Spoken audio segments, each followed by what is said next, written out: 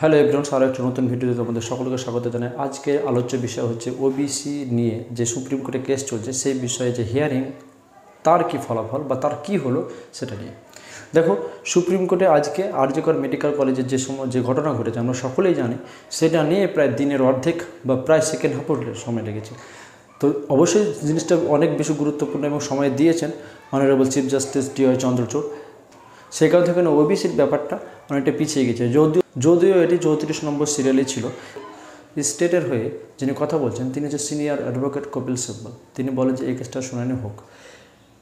তো এই শুনানি যেহেতু অনেক সময় পেরিয়ে গিয়েছিল এবং এই শুনানির যেহেতু অনেক দীর্ঘক্ষণ শোনার প্রয়োজন আছে, সেই কারণ থেকে নিয়ে অন্য কেসগুলো শুনতে শুরু করে এবং বলেন যে যদি সময় থাকে তাহলে এই বিষয়টা শুনবো। কিন্তু এই বিষয়ে অনেক সময় না পাওয়ার কারণে কী করা হলো না, এই ডেটটা পিছিয়ে শুক্রবার ঠিক হয় প্রথমত। কিন্তু শুক্রবারে এই বেঞ্চ অর্থাৎ যে অনারেবল চিফ জাস্টিস DY চন্দ্রচূড়ের যে 1 নম্বর কোর্ট নম্বর, সেটা বেঞ্চটা থাকছে না। অর্থাৎ অন্যান্য যে 3 জন নিয়ে যে বেঞ্চ গঠিত হয়েছে সে বেঞ্চটা থাকছে না। সেই কারণ থেকে আরও একদিন এগিয়ে আছে, অর্থাৎ বৃহস্পতিবার হয়। কিন্তু বৃহস্পতি আসার পরে স্টেট গভর্নমেন্ট যে সমস্ত ডেটা দিয়েছে তার সাপেক্ষে বা তার বিরুদ্ধে এরকম একটা বিষয় যে এফিডেভিট দিতে চাই। তো এফিডেভিট দেওয়ার কারণে ডেটটা আরও একটু পিছিয়ে গিয়ে হয় মঙ্গলবার। তো আশা করছি আগামী মঙ্গলবার এই বিষয়ে পজিটিভ কিছু একটা হবে।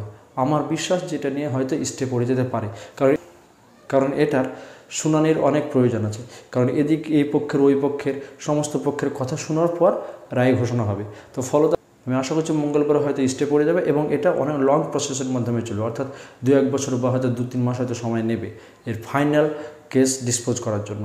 তো এরকম ইনফরমেটিভ ভিডিও পাওয়ার জন্য অবশ্যই চ্যানেলটি সাবস্ক্রাইব করো আর বন্ধুদের মধ্যে বেশি বেশি পরিমাণে শেয়ার করো। ভিডিওতে লাইক করতে অবশ্যই ভুলবে না। সকলকে ধন্যবাদ, ভালো থাকো, সুস্থ থাকো, দেখা হচ্ছে পরবর্তী ভিডিওতে।